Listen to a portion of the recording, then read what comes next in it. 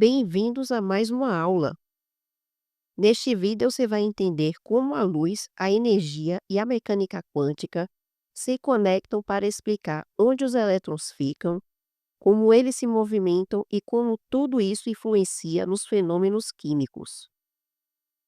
O modelo atômico da mecânica quântica teve como base o modelo atômico de Bohr, o que já se conhecia a respeito da natureza dual ou da partícula da luz, dos espectros emitidos pelos átomos, e o conjunto desses conhecimentos levou à revolução da mecânica quântica, com proposta de modelos atômicos puramente matemáticos, e esses modelos matemáticos levaram ao que conhecemos como orbitais atômicos e números quânticos.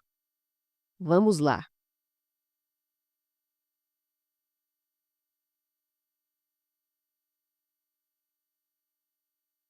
O modelo de Bohr representou um passo importante e revolucionário na compreensão da estrutura atômica.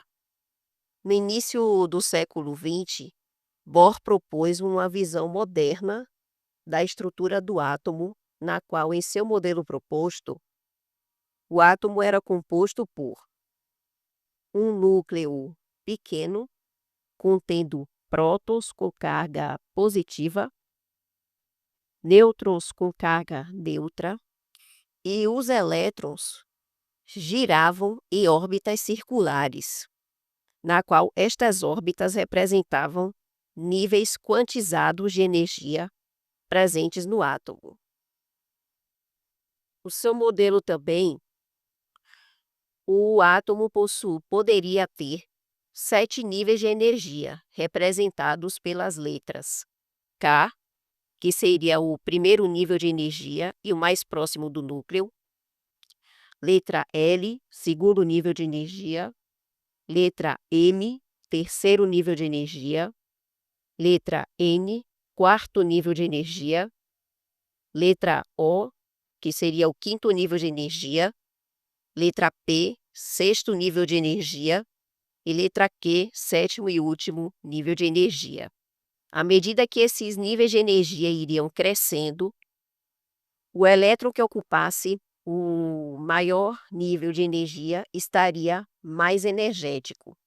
O nível de energia aumenta, o elétron também tenderia a ficar mais energético nestes níveis.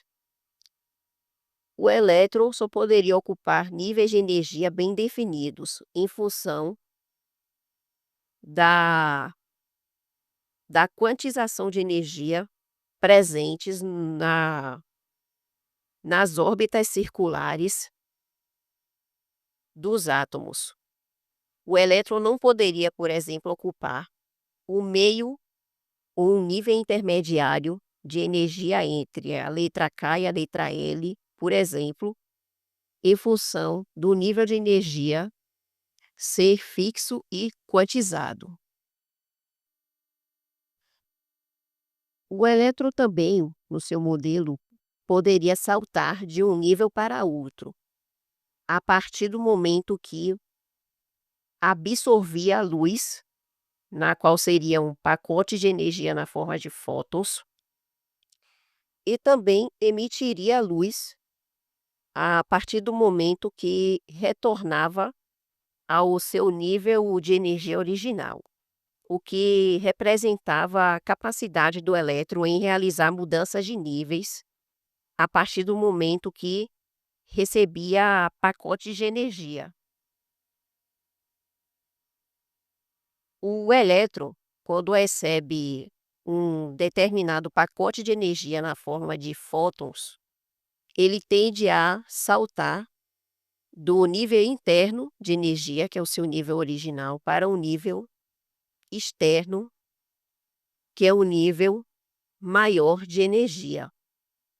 E depois de um tempo, ele retorna a seu nível original, emitindo luz na região do visível, como mostra aqui em um experimento do teste de chamas realizado. E também o seu modelo, ele foi exitoso para compreender o comportamento do elétron presente no átomo de hidrogênio, que é um átomo simples que contém um próton e um elétron, mas foi limitado para átomos maiores. Bohr conseguiu explicar o fenômeno do espectro de linha para o átomo de hidrogênio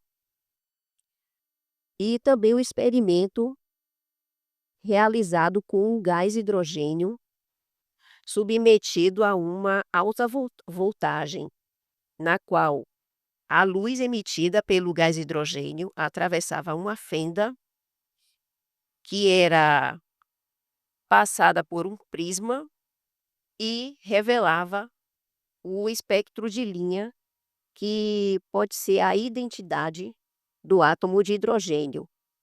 Cada espectro presente revela um nível de energia diferente. No caso, cada cor presente neste espectro de linha revela um tipo de energia. Porém, o seu modelo ele não soube explicar o comportamento do elétron para átomos maiores, como o hélio, o lítio e o mercúrio, em função da maior complexidade. No seu modelo conhecido, também já era conhecido o comportamento dual da luz, na qual a radiação luminosa poderia se comportar ora como onda, ora como partícula. A luz pode se comportar como onda e partícula simultaneamente, onde a luz pode apresentar um comportamento ondulatório, na qual ela pode exibir ondas eletromagnéticas na região do visível, no caso, e também pode apresentar comportamento corpuscular, no caso do efeito fotoelétrico, na qual a luz pode se comportar como um pacote de energia, um pacote com corpúsculos de energia e conseguir ejetar o elétron, no caso de uma placa metálica. A energia emitida pela luz, no caso, quando ela está no seu comportamento corpuscular, ela é em forma de pacotes, pacotes definidos de energia, que são os fótons. O fóton, no caso do efeito fotoelétrico, ele vai atravessar a placa metálica, atingir o elétron, e este elétron será ejetado, terá energia suficiente para ser ejetado de um nível de energia interno para um nível de energia externo. E no caso, quando a luz está no seu formato de comportamento ondulatório, cada cor corresponde a uma energia diferente.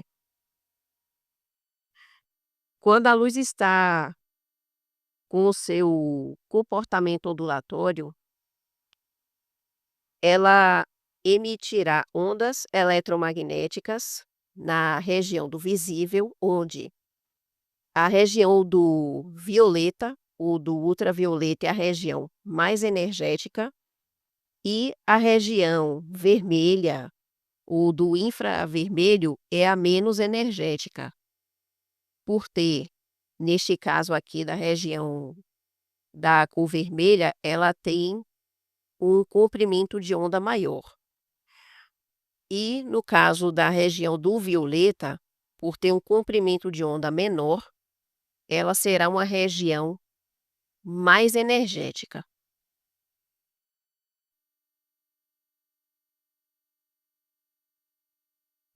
E o espectro atômico também já era conhecido como no caso do experimento do gás hidrogênio, e estes espectros de linha emitido por cada átomo revela um uma particularidade importante, que estes espectros de linha representam a assinatura dos átomos de determinados elementos químicos. Os átomos, quando aquecidos, eles emitirão luz. No caso, isso pode ser provado a partir de o teste de chama.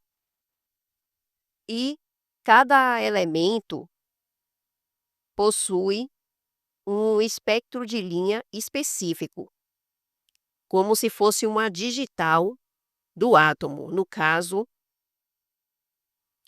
cada átomo tem seu espectro de linha específico. No caso, o mercúrio tem o seu espectro de linha, o hidrogênio também, o sódio e o oxigênio. E cada linha de uma determinada cor representa uma energia diferente. Estes 3 conhecimentos a respeito do modelo atômico de Bohr, a natureza dualística da luz e os espectros de linha emitidos pelos átomos serviram como base para a formulação do modelo atômico da mecânica quântica.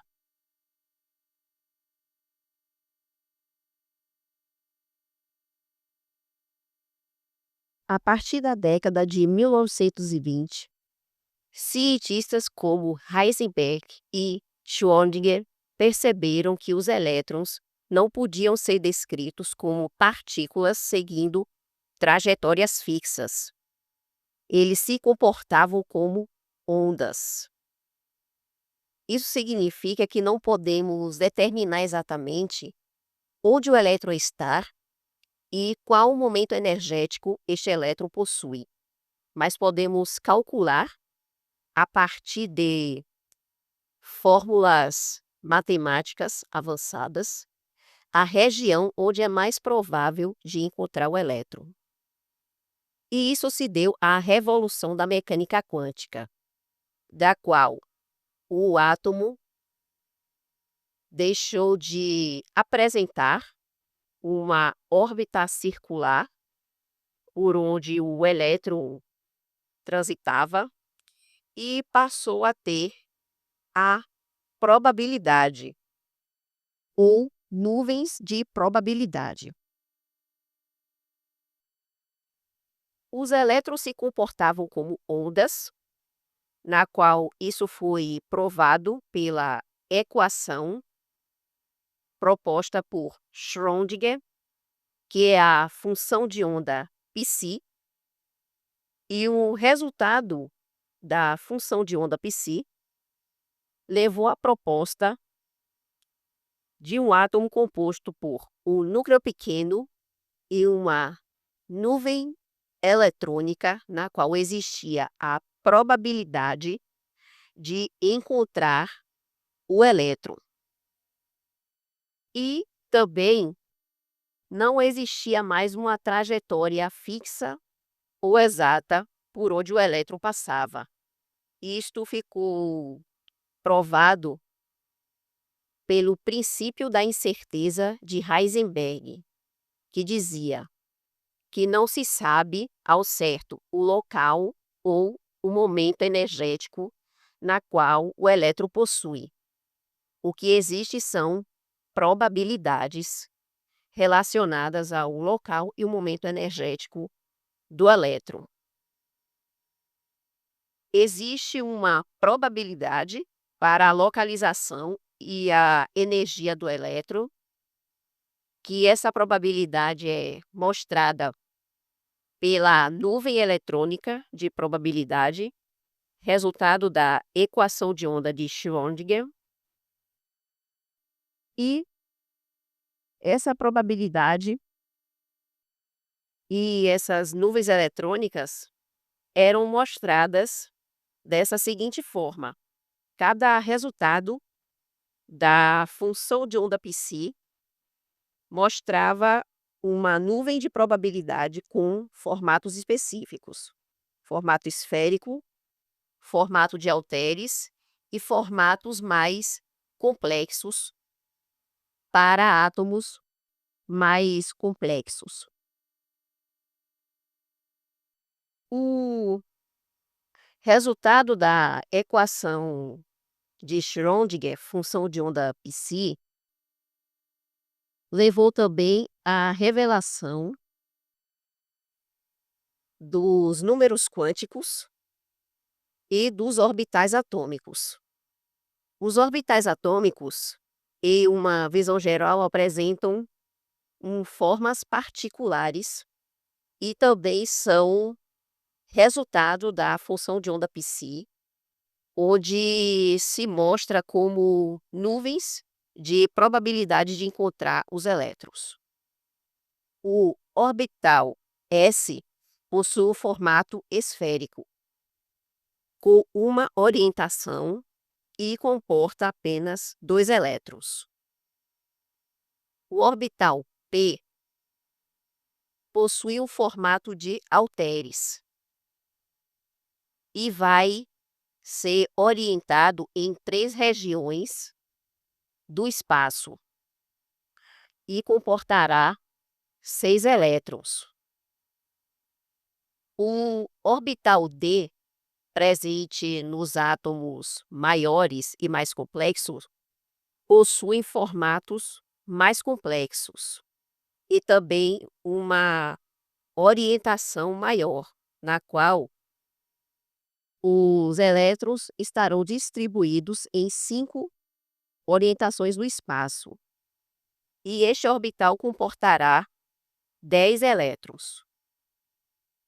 E o orbital F, para átomos maiores, possui também formatos mais elaborados, mais complexos, na qual vai comportar 14 elétrons, aqui uma forma do orbital F, e vai ser distribuído em 7 orientações no espaço.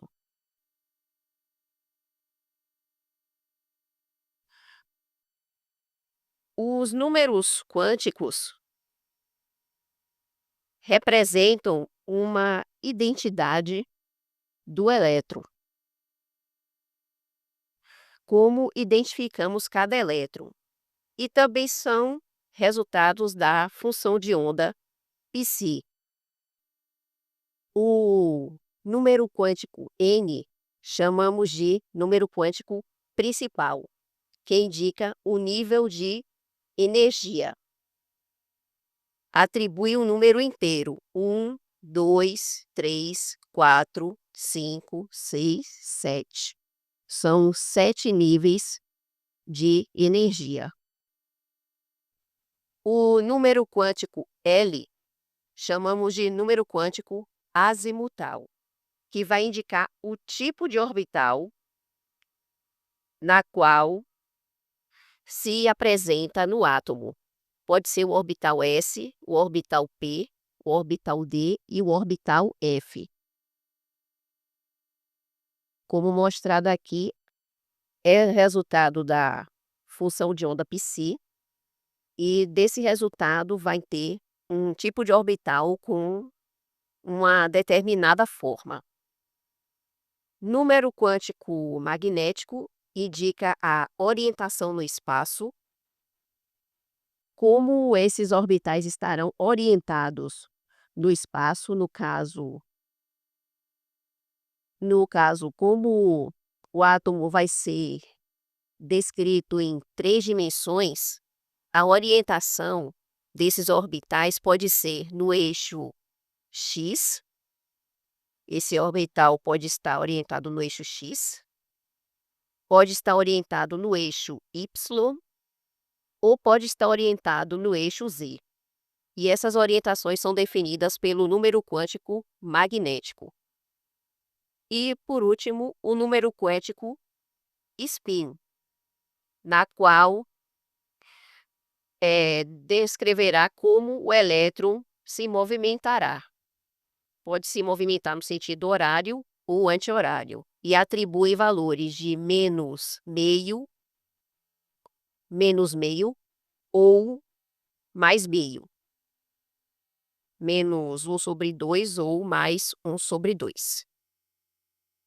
E este número quântico indica que o elétron pode se movimentar no sentido horário e para cima, quando atribui o valor de mais 1/2, ou pode se movimentar para baixo no sentido anti-horário, a partir do momento que recebe o valor de menos 1/2.